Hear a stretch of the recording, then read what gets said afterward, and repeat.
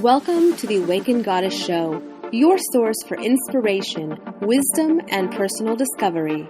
The place to learn from a diverse mix of mentors, metaphysical experts, spiritual leaders, and best-selling authors from around the world. I'm Angela Wilkinson, attraction coach and founder of The Goddess Next Door. Join me as I explore the minds of my masterful guests while they share powerful insights and easy-to-use tools you can start using right away. Now, let's tap into the energy of the Awakened Goddess and be enlightened by today's guest. Hey, I'm your host, Angela Wilkinson, and welcome to this episode of the Awakened Goddess Show. 15 years ago, Hannah Papp had a great job, lived in a beautiful city, and seemed to be living the perfect life. She left it all behind to travel by herself, and the experiences she had on this outward odyssey rocked her internal world. Hannah is the author of The Mystical Backpacker, How to Discover Your Destiny in the Modern World. She heads up the Northern Virginia Mind, Body, and Spirit Meetup Group and offers classes, groups, and seminars to soul seekers in the greater DC area. Today, Hannah and I talk about her journey as a mystical backpacker and how you too can take the mystic's journey. But before I talk with Hannah, do you desire a deeper understanding of your spirituality? How about the metaphysical world? And what about the laws of the universe? In the Spark Spiritual Academy, we explore metaphysical and lifestyle topics where we give you the keys in easy-to-use, bite-sized pieces to create the life you want. Spark Spiritual Academy offers a monthly collection of inspiring, thought-provoking information in one convenient place. Each month, you'll get a new collection of bonus material from the Awakened Goddess Show experts. You'll also get journal exercises, meditations, and resources to put into practice and create quantum leaps forward in your life. Join us today and ignite your brilliance within. See you there. Welcome, Hannah, to the Awakened Goddess Show. I am super happy to have you join me today to talk about the mystic's journey, finding faith beyond the leap. So welcome. Thank you so much. I'm thrilled to be here. Yeah, so gosh, you have a really cool story to tell. So I want to hear all about it. I have lots of questions. But let's start off by talking about what is a mystical backpacker and why can it be life-changing to become one? Well, a mystical backpacker is someone who goes out into the world alone on a solitary travel experience. And even though that might be something that people can relate to off the top of the head, the objective of a mystical backpacker is to have what I would call a modern day vision quest experience. Mm-hmm. If you think about a traditional vision quest, a young, typically male, goes outside of their community into the wilderness, into the wild world, to have a spiritual experience which is transformative or directive. That spiritual experience tells them what their life's purpose is. And when they go and rejoin their community, they have an idea of how they can best serve their community, but also best fulfill their own destiny and basically respond to their calling. We don't really have that in modern day society. So a mystical backpacker is someone who's going out into the quote unquote wild world, but you can go to cities. You don't have to actually travel into the bush. Okay. And the objective is to have an inner journey at the same time as you're having an outer journey, but removing yourself from your community and putting yourself into the quote unquote wild world, the wilderness, best facilitates that inner journey. Well, gosh, I wonder if I have done that, just didn't even realize it. Like 6 years ago, I moved to New Jersey from Oregon, and I didn't really know anyone. Right. And then after that moved to New York, and that is certainly a wild place to be. Wild place to be. Yeah, so cool. I want to find out more. So I want to go back 15 years ago when you were working in a great job, you were living in a beautiful city, and from the outside perspective, it looked like you were living the perfect life. So what happened? What was the catalyst that you decided to leave everything behind to go, on this journey to go backpacking? Well, I think a lot of us don't make changes to our lives only because of the shame we hold that what would they think? Mm-hmm. And the reality is that many of us are working a job that outwardly is approved of and respectable. We have a great place to live that our family and friends think we should never complain about. Yeah. And it's, I think it's even harder to make changes in your life when people think that you're somehow not appreciating what you have by wanting to make those changes. Mm-hmm. And yes, it is true that you can be living in a beautiful European city, the Paris of Eastern Europe, and you can have a job in the publishing industry, and you go every day to work and you're wearing a snazzy suit and you're having great meetings, and you've got a beautiful turn of the century Art Nouveau apartment, and what do you have to complain about? But the reality is, if it doesn't fulfill you, if it doesn't resonate for you, if you don't have convictions about the work you do and the building you live in doesn't give you pleasure, then trying to accommodate everyone else's approval by finding a way to be happy with what you got dealt, it's the old American way is to life gives you lemons, make lemonade. You don't go in search of a lime. You don't change the course. And that's perhaps, if I would talk about this in spiritual terms, I would say, well, is that what we've come here to have a life experience for? Have we come here to accept what is dealt to us? Or have we come here to look at all the opportunity this world offers us, mm-hmm. and to pursue that which fulfills our soul? Yeah. So that's why I left a great job in Budapest and a beautiful apartment, because I did not feel joy in my life, living that particular life. Mm-hmm. And I can't justify that or explain that to the satisfaction of others necessarily. Right. And I think that there are a lot of people that are living in mediocrity or living in a life where they're not fully connected and aligned and really fired up about. But like you said, there's that idea that, oh, you shouldn't think that you need to go find something better. If you already have something great, then why are you seeking something else? Right. Yeah. And I think there's a fine line between, you have to determine, or one has to determine for themselves, are they addicted to being discontented? Because there are people who, no matter what's happening in their life, they see the glass is half empty. They see all the clouds and not the blue skies. If you're a pessimistic person and you want to complain, then perhaps your attitude needs to change. Right. But I think you also have to make an assessment and say, well, no, am I a joyful, positive person who sees the potential in situations and yet I'm not happy here? And if that's the case, to take action for yourself and to move through that boundary line of disapproval, mm-hmm. external disapproval, and give yourself permission to pursue a path more in keeping and more in alignment with the needs of your own soul. Mm-hmm.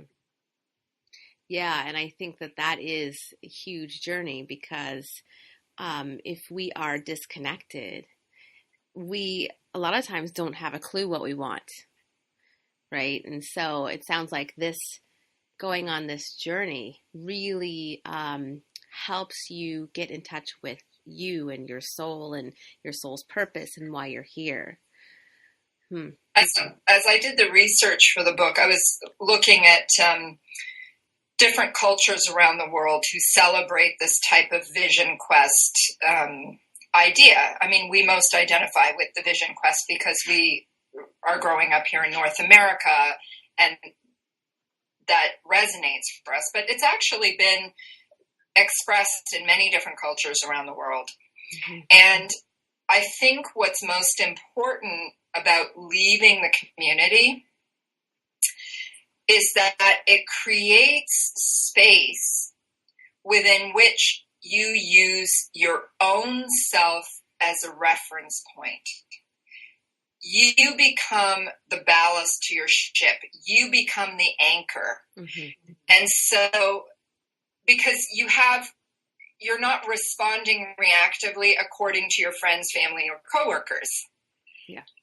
And for some people who are not comfortable with responding as themselves, that is a very new experience. Mm-hmm. But truly, you can't connect to that which drives you, your driving desires, unless you free yourself of those constraints. Not to say family and friends and coworkers are oppressive. They're not oppressive, but it's an environment within which it's not as demanding for you to be your authentic self, because you're free to be a responsive self as well. Mm-hmm. You know, all of us have had that experience of having a friend who talks too much. And that friend thinks we're great. Yeah, we're the best friend in the world. But, you know, obviously the point I'm making is that, you know, when you just listen and nod your head, you're very likable. Mm-hmm. But that person is really liking themselves. It's a bit of a narcissistic relationship, right? On their end. And so the idea is by stepping into your authentic self, you become a person with a voice. Sure. Well, yeah, because we tend to take on these roles of what other people want us to be, or kind of fit into their ideas, maybe for their approval or to make them happy. And I think that, you know, when we take on all of everyone else's stuff, that's when we lose ourselves. Right. Yeah. And if you are the person who talks too much, right? Like, let's flip the coin here. Let's say you're that other person and you go off traveling. You may, now that you're by yourself all the time and you don't have people just listening to this sort of hemorrhage of words, you are better able to connect with that driving force within you that makes you talk all the time. Mm-hmm. And it gives you that space to say, wow, I fear being alone. Or, wow, I fear not being understood or not being seen. And so it's really an experience that all people can thrive in. Yeah. Well, and going back to what you were saying, that you can go into a city and take this kind of journey is curious to me, because there's just so much distraction there. So can you talk more about how to do this in a city like, say, New York? Sure. The cities I chose, I went to places like, I started off in Italy and I went to Venice, Florence, and Rome. And for me, I live right outside of Washington, D.C. Okay. So I lived in Budapest. I've lived in London, England. So I've lived in some very big cities. Mm-hmm. For me, cities are actually much quieter places than small towns. I lived in a small town when I went to university, and I grew up in a small town during my teen years. And in small towns, everybody knows everybody. Yeah. And that can be more constricting than a big city. Definitely. A big city has a lot more anonymity, and there's much less demand on a person to have to talk to the person sitting next to them. So it's actually a great place to be alone without feeling lonely. Yeah. And for me, I mean, I think all people need to chart their own mystical backpacking journey in a way that satiates the needs they have at that time in their life. For me, I wanted to go to art galleries. I wanted to go to museums. I wanted to see ancient ruins. This was the stuff that really interested me. I wanted to see the metro stops of Paris. I wanted to see grand cathedrals. I'm very into architecture. There were certain buildings I really wanted to see as I made my way across Europe. So cities lend themselves to those needs being met for myself. There are also so many beautiful public parks, like the Boboli Gardens. I was in Barcelona, and there's beautiful beaches that are all part of the cityscape. So you're actually not that far removed from the natural world. Mm-hmm. And then eventually my journey took me onto the Mediterranean, where I island hopped, and I traveled through Greece and the south of Italy, and it became much more bucolic at that point. Yeah. Okay, so let's talk about what changed inside of you during this journey. Because, I mean, I can imagine that, Sure. You can really, have some amazing transformation from a journey like this. I mean, this sounds amazing. I realized a few things. I realized that most of my studies, even though I had enjoyed what I was studying, I was ultimately trying to impress other people in my life rather than pursue the particular thing I needed for myself. I also realized that there were certain patterns to the romantic relationships I had been choosing for myself that were, if I continued to move in those patterns, I would probably never feel the level of fulfillment that I was hoping to experience in a romantic relationship. Mm-hmm. And so I became conscious of needing to alter my criteria somewhat. Yeah. And most importantly, I feel that it was the first time I allowed myself to really have an immersive experience in peacefulness. And it became very apparent to me how uncomfortable that was. Because I would say that people would categorize me as a type A person. I'm always busy. I have clear set goals or ideas, and I pursue them. I don't let failure deter me. I'm very much a roll up your sleeves and get in there type of person. Sure. Mm-hmm. And the downside of that, and this is one of the things I discovered, is that if busyness gives you a sense of self-empowerment, and that feeling gives you a sense of self-fulfillment, then how can you feel self-empowered within peacefulness? Yeah. You see what I mean? Mm-hmm. So that's like one small example from my own personal experience, but everyone can have this level of, it's really an incisive discovery, because as you then chart your life moving forward, you recognize, okay, well, I can become addicted to being busy. And so that's also very draining. Mm-hmm. And if you keep pushing yourself after your gas tanks run out, there's going to be a point at which you become resentful of the busyness, and yet it's still an addiction, right? Because it's feeding your positive feelings about yourself. But it's not sustainable over the long run.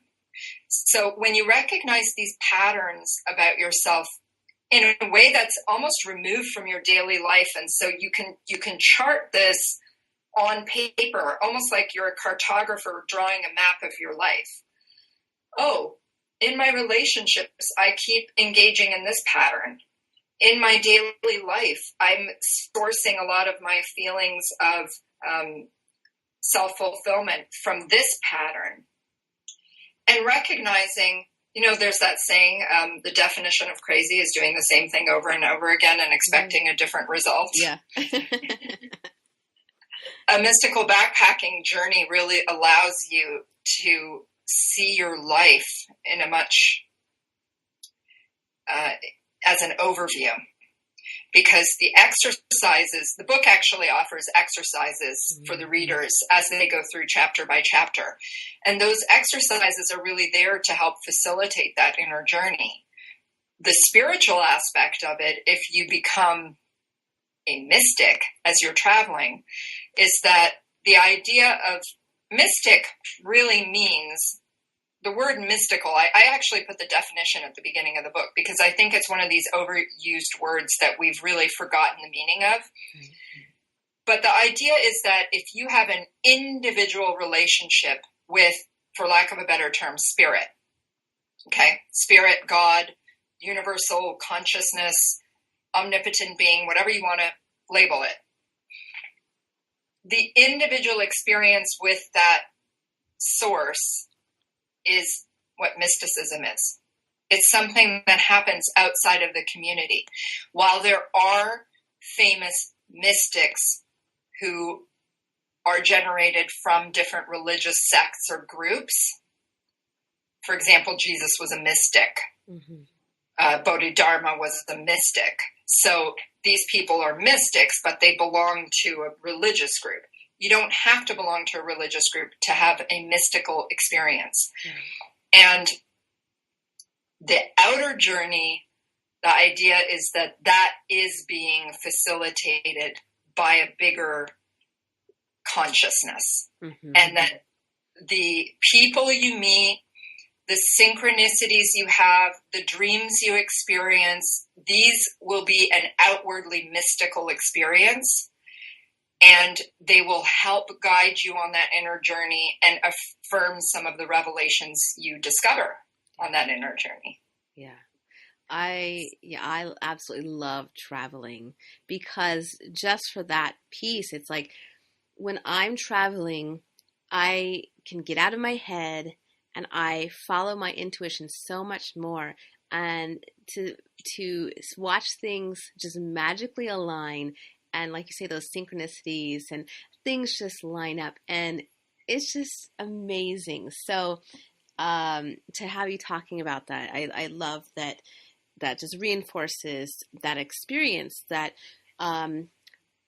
getting out of those patterns, those daily habits that we do, and getting out of the comforts of our environment, it really fuels that inner spirit, our inner, that energy that we have. And I'm just getting goosebumps. Well, I think too, it also puts us more in touch with our intuitive side, because our sort of primal body depends on our intuition to survive in the wild. So whether you are a young boy out in the wild with actual bears and wolves around, right, and you hear a twig break in the distance and you think, what was that? Yeah.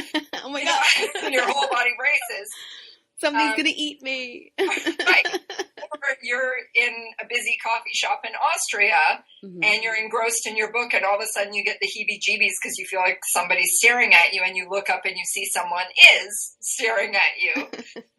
You're using that same force. Yeah. And because we live in such a highly evolved infrastructure, I mean, for those of us who have traveled a lot, when you've gone to developing nations, third world countries, I mean, there are a lot of people in North America and also in Western Europe who don't truly comprehend the level of infrastructure that we are graced with that makes our lives so much easier than billions of people who are living on the planet at the same time as us. Right. It would never occur to us that we would turn a faucet on and nothing but potable warm water would come out. I mean, we don't think of that. Yeah. Or that we can't go buy a Mars bar at any convenience store. But there are very large portions of the world where that's just not the way the world functions. And yet, because we are in this space, I feel like perhaps this distances us a little bit more from our intuition. Yeah. Because our environment provides so much for us, including safety. You know, when I lived in Budapest, I remember one time I went to graduate school there before I worked there. And one day I'm walking to school. So I'm in my mid-20s. I'm walking in downtown Budapest in the morning. It was like 10 in the morning, maybe. I think I had like an 11 a.m. class. And I thought, I'm going to stop by the market on the way. The market is full of market stalls. And I thought, I'm going to buy some fruits and stuff for my lunch that I can have in my bag with me. And as I was walking from my apartment to the market in broad daylight, this young guy comes up and totally grabs me and feels me up all over. Oh my gosh. And that's my reaction. I was so shocked. At first I thought, is he like he's coming up to me and he looked so aggressive. And I thought, he's going to try to steal my bag. Mm-hmm. So I grabbed my bag. It's just like a movie, you know. So I grabbed my bag, and while I'm grabbing my bag, he's grabbing my butt. And I thought, what's going on? But, you know, at the end, I was so shocked, and then I ended up hitting him with my bag, and he ran off. And I gave him a really intimidating look. I thought, I have to make myself really tall and really frightening looking, and I whacked him with my bag, and he ran off. And then it was surreal because I'm still on this beautiful, sunny, postcard perfect street. Mm-hmm. And now my heart is racing and my mouth is dry. My hands are shaking. The adrenaline, you know, when you get the whole spaghetti arms and spaghetti legs. And I practically ran to the market. And all of a sudden, 2 minutes later, I'm in this huge building surrounded by swarms of people. It was so surreal. Mm. And, you know, by the time I got to school, I told some of my American friends at the school what had happened. And actually, I told a group of friends. Among them were some Americans. And the Americans all said to me, you've got to phone the police and report this at once. And the Eastern Europeans said, you should be flattered. It's spring. Like I'm overreacting. It's spring, so... You should be flattered. I should be flattered. Oh, that's funny. You know, but then I realized this is not an infrastructure where you phone the police to say some guy grabbed me in the street. Yeah. There's no follow through. But if that were to happen to you here in America, it would be a completely different situation. You'd be filling out police reports, giving descriptions. There would be a drawing of the person put on that street. Have you seen this person? If so, call this hotline number. Very different infrastructure that supports how safe you are within your society. You know, so we're used to a level of safety that does disconnect us from our intuition to a certain extent. Now, that's not to say that intuition only thrives in danger. And I'm not suggesting that. But solitary travel does put you out of your comfort zone and into a place where you depend more on your intuition. Yeah. Yeah, definitely. Well, and there's that, just that shift in perspective where you have more of a quiet presence, I think, inside, because you do have to go inward to kind of use that internal navigation system. But I also, on the other hand, I wonder if in like a busy city or where situations where we're kind of bombarded with so much outside of us, if that's not really an opportunity to learn to turn up your intuition and really tap into that and hone it and be able to hear it in that, amongst all that noise. Sure. Yeah. Absolutely. Yeah, that's like the graduate school level. Yeah. Yeah. So, how does mystical backpacking strengthen your conviction and faith to realize your full potential? So let's go back to that full potential piece.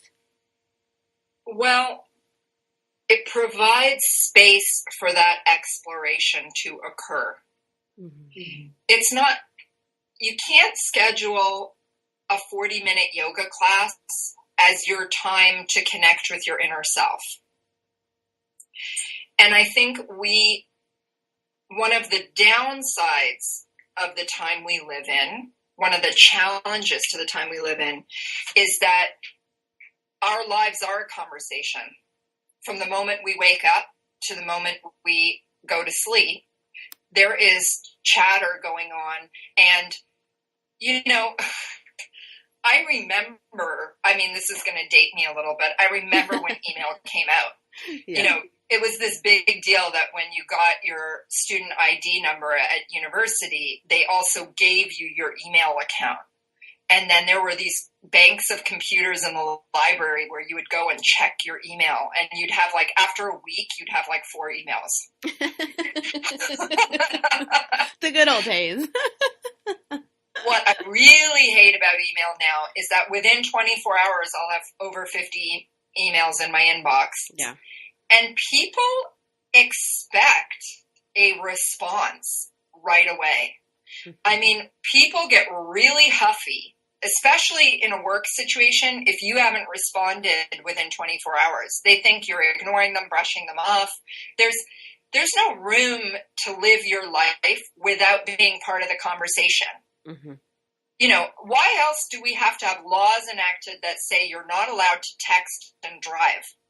Does this need to be said, really? Right. You're operating basically a vehicle that can kill people, and we have to tell people not to multitask that with conversation. Yeah. So we are, in all conscious hours, our society demands that we're part of the conversation. Mystical backpacking is a way of saying, I'm not going to be part of the conversation. This is my time. And you just set your autoresponders to say, I'll be back after such and such date. And what's amazing about sort of this modern world we live in, when I get an email autoresponder that says, thanks for your email, I'm out of the office until this date, mm-hmm. I don't feel outraged and like this person needs to give me a reason why they're not here. So, and even though those aren't necessarily as flowery or polite as they once, it doesn't say dear so-and-so, thank you so much for taking the time to write me an email, and all of this. We don't talk to each other that way anymore. No. It's I'm not here, I'll be back after this date. Okay, cool. And so I think exiting the conversation for a while is the best way to source that inner compass and to connect with the divine. Yeah. Well, it seems like there's quite a few pieces that you can, takeaways that you can, without even, checking out and going on this type of journey, that you can integrate into your life by setting better boundaries with your time management, really shifting that perspective that you have about your life, you're living it for yourself, not for everyone else, kind of going back to where we started, and prioritizing what it is that you need to do for yourself and plugging that into your calendar and, setting boundaries on when you're going to respond to email or something. Really simple, very practical things. But as you said at the beginning of our conversation, some people don't even know what that is. Very true. And that's hopefully why they're listening and they're right. Kind of getting this right now. Right.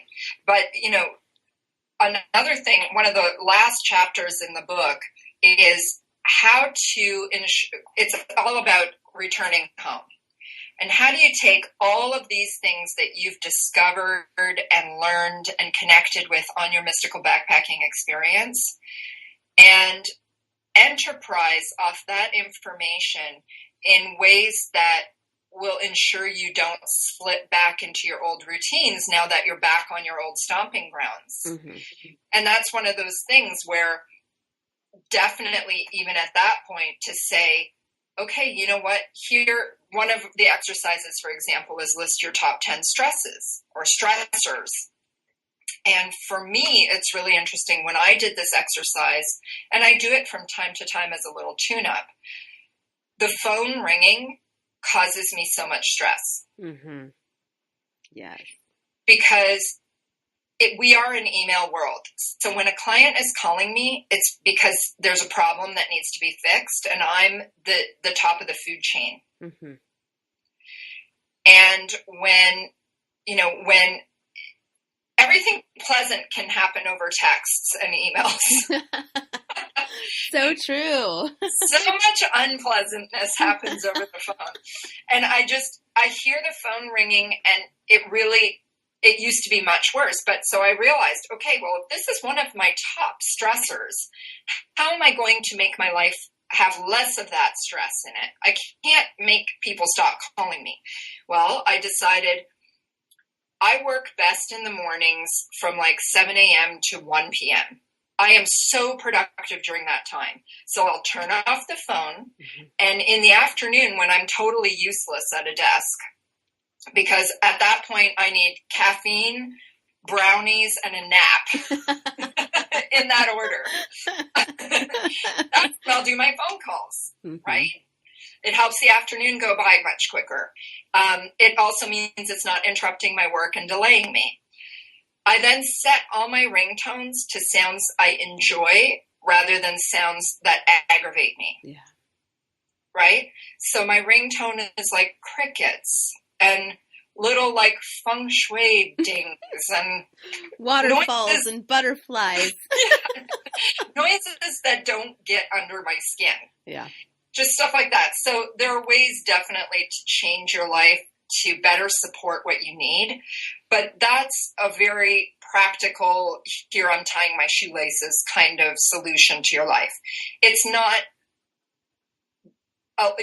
like a 40-minute yoga class is not necessarily going to put you in touch with your soul's purpose. You may need a little more time than that. Yeah.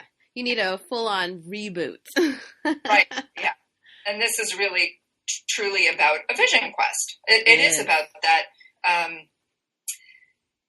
It's about setting aside time for you to have a sacred experience. Yeah. And that's counterintuitive to the lives we lead. And it's gone out of style within our religions, where once it was a very big part of most religions for young people to go off into the world alone. Mm-hmm. That is no longer the case. I invite you to explore churches in your area and tell me a church where they're saying to people, go out and discover God in the world around you. Find God for yourself. Mm-hmm. Yeah, that's a great point. So I'm curious then, do you feel like you'll need another journey at some point? No, I mean, I love to travel, obviously, so I plan on traveling for the rest of my life, but I really know what my soul's purpose is. I know what my driving desires are. I know what feeds me and nourishes me. Mm-hmm. Being a buoy, an untethered buoy out in a big wide ocean and just bobbing around aimlessly, that was solved by my mystical backpacking experience. And I've never again felt that lost. Yeah. And to be honest, I didn't know I was lost. Yeah. I just knew that I wasn't happy. Mm-hmm. And it wasn't depression.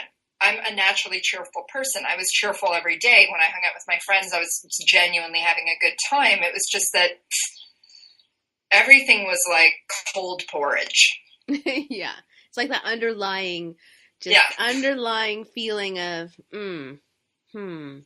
Yeah. There's something missing here. Is this all there is? Yeah. So like that. Is this all there is? That's not a good place. No. That's a sign. That's a sign. But I think a worst place to be is completely accepting that this is all there is. Yeah. Yeah, I suppose it, but if you're kind of in that place and you're not ready for, what's next or the possibility, then yeah, you got to get there first. Right. But, lots of people, you look at all kinds of motivational speakers, gurus, your parents, people who give advice, some of it unsolicited. Everybody says you can't get where you're going unless you know where you're going. Mm-hmm. True.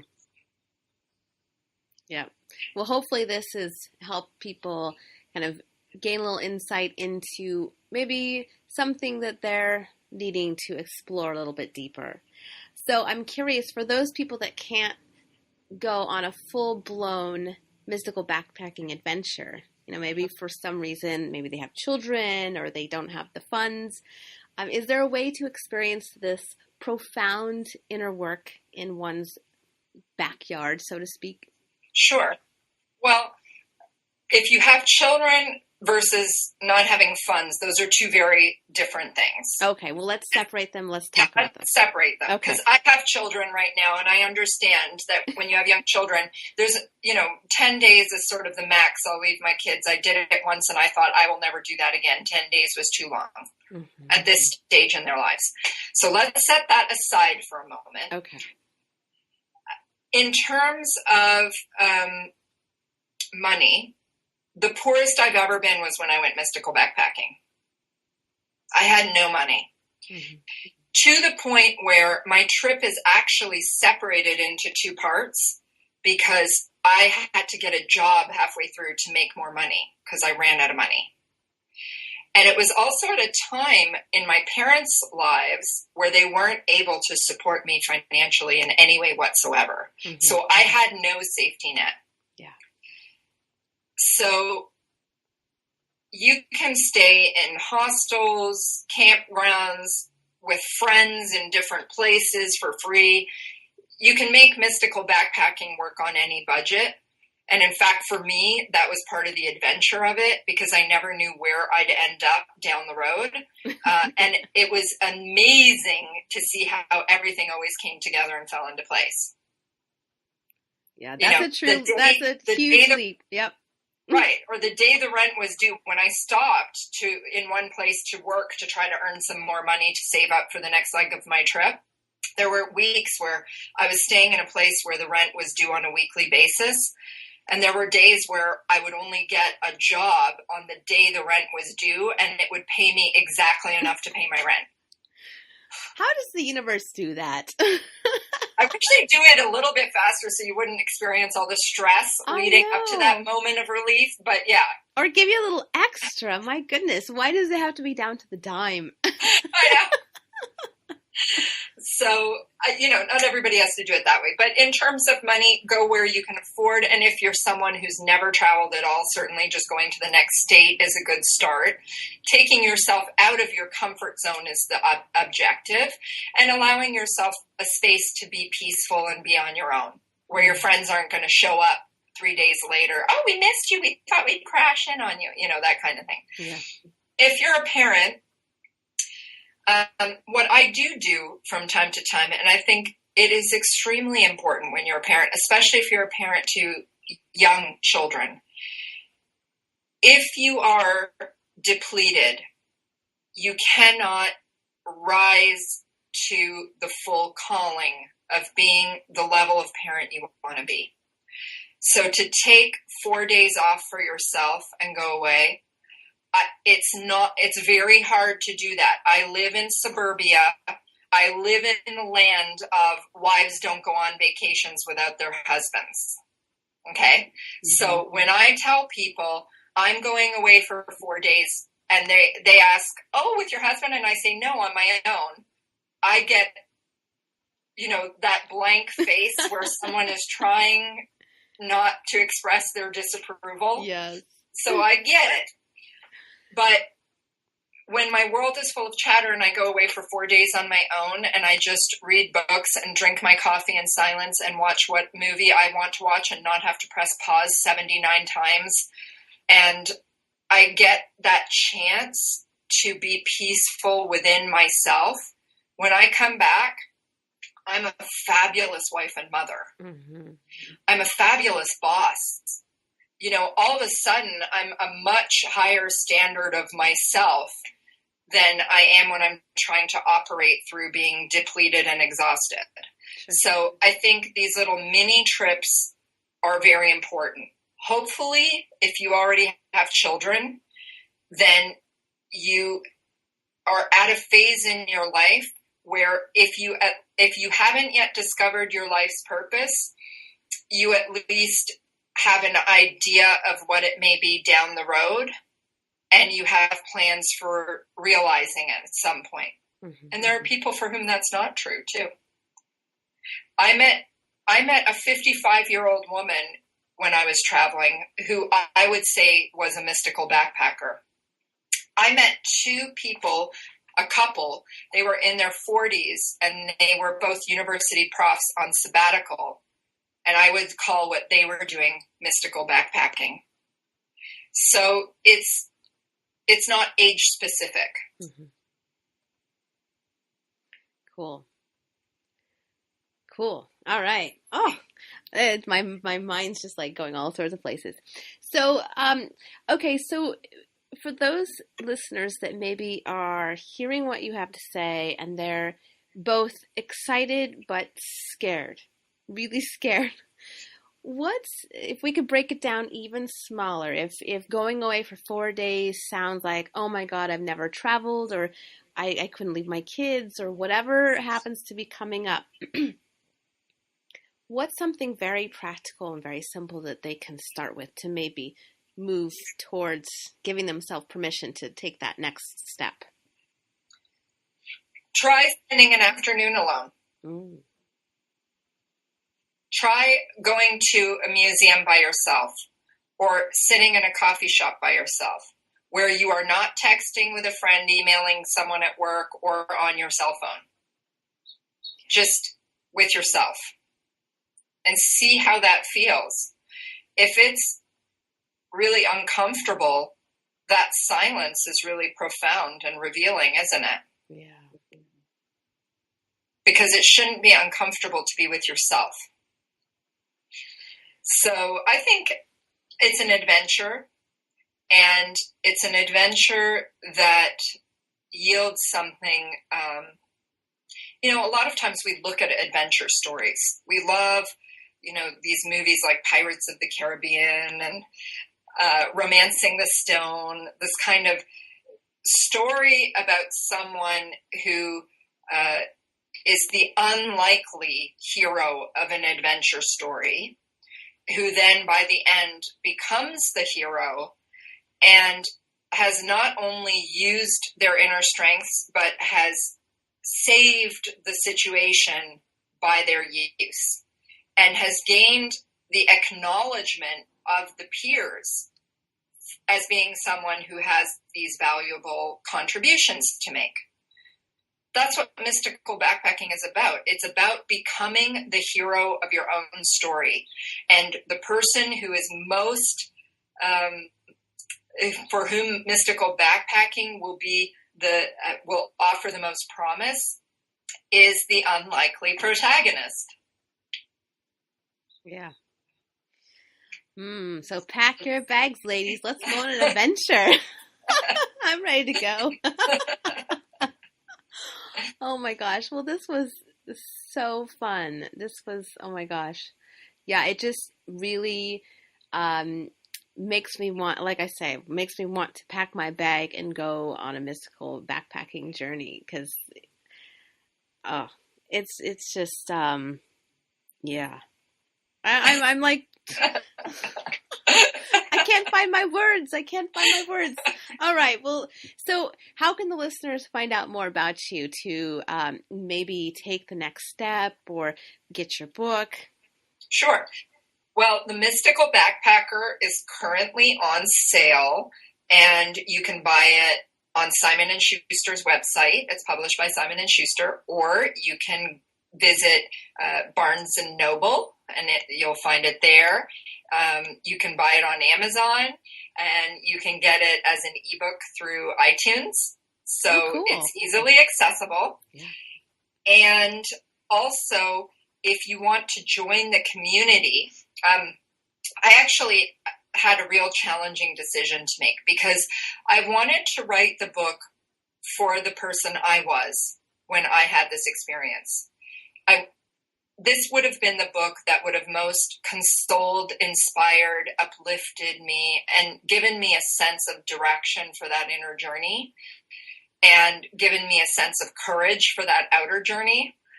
And so I wrote the book with that in mind. And what I've done is I've created an online community for mystical backpackers. And I was really nervous about that. I really had to think about that because it seems counterintuitive to say, go on a journey and be all by yourself, but then here's a forum where you can have a community. Yeah. Check in online. Right. On the other hand, the world is not the same world that I traveled in. Like, you had to buy a paperback book of Europe on a shoestring to know where hostels were, whereas now everybody just finds that information on their phone, and you can also tell before you get there that they're already fully booked. So in a lot of ways, it makes travel better, and you'll find places off the beaten path just off your device, off your smartphone. So what I didn't want people who were traveling alone to experience, I didn't want them to be online in public forums and to say, hey, I'm a mystical backpacker. And, I was raised by, I'm an only child and was raised by a really overprotective mother. And she does things like she'll call me at 10 o'clock at night when she knows my husband's still at work. And she'll ask me if I've locked all the doors and windows. Which, and all of a sudden you'll be like, you were totally fine, and now every crack you hear in the house is freaking you out. So I thought, okay, I need to provide some kind of a safer environment. So what's cool about the Mystical Backpacker website is it's a membership site. So you can have a free membership as a reader. You just create your own login and password, and you can access, I've created free meditations to help you work through some of the more challenging inner journey exercises. I've got videos. I've got Pinterest boards that have ideas on where to go. They have places to stay. Hostels are not what they used to be. For example, I have one board dedicated to hostels of the world, and they're unbelievable, gorgeous. And just, travel tips and stuff like that. So that's all free, but still not just, you don't just Google it and there you go. Right. It's within a safer space. And then I have a membership level for people those are called mystical readers. And then I have a membership that's a paid membership for actual mystical backpackers. So while you are backpacking, if you want to join that level of membership, you basically get access to an online chat room with other mystical backpackers where you can exchange tips about, well, this hostel, don't come here, it's not good. Mm-hmm. Try this cafe. For meditating, there's, a category for like really cool places to sit in meditative spaces, which you can't find any city guide that tells you places to meditate. Right. But you need that information if you're trying to facilitate a spiritual type of inner journey. And so it is a safe environment where we've collected everybody's information. You can still have screen names and fake photos so nobody knows who you are. But it's not like you're going out on Twitter or some massive scale public forum and saying, hey, guess what? I'm a female, I'm single, and I'm 24, and I'm traveling all by myself. Yeah. And here I am. This hostel. Yeah. So, and it also gives you all of the exercises online. So if you lose your book or you lose your tablet or something like that, you don't lose your ability to work through your exercises, stuff like that. So there are perks. And then the Mystical Manifester level of membership actually helps you create a life in alignment and in keeping with your soul's purpose once you've returned home.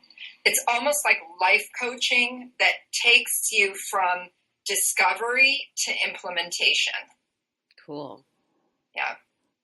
So that's fun. If you want to check that stuff out, go to themysticalbackpacker.com. And if you would like to learn more about me or work with me as a soul coach or learn about some of the other meditations that I've got online for sale, you can go to hannahpapp.com, HANNAHPAPP.com, and learn more about me and working with me. Awesome. And I'll have the links to everything on your show page so y'all can click through, super easy, and connect with Hannah. So, well, thank you so much, Hannah, for joining me today. This was a mind-blowing conversation. Very inspiring, definitely. Yay! Thank you so much. It's been my pleasure. It was a lot of fun to be here and to talk with you. And thank you so much for giving me the opportunity to share my story and what I learned from my own personal experience with your listeners. Yes, it's always great to learn from others on their journey. So thank you for sharing that with us. And now I'd love to hear from you. The most awesome discussions happen after the show over at theawakenedgoddess.com. So get yourself over there and leave a comment right now. Did you enjoy this episode? If so, subscribe to the show. And of course, it would be absolutely amazing if you shared this with all of your friends. And if you want even more incredible resources, join Spark Spiritual Academy to get this month's Inspired Living collection of bonus content. See you next time. Thank you for listening to this episode of The Awakened Goddess. I hope you enjoyed today's show and took away something you can start using in your life right away. For more spiritual insights and to listen to more episodes, subscribe to The Awakened Goddess Show at thegoddessnextdoor.com and discover wisdom that'll change your life.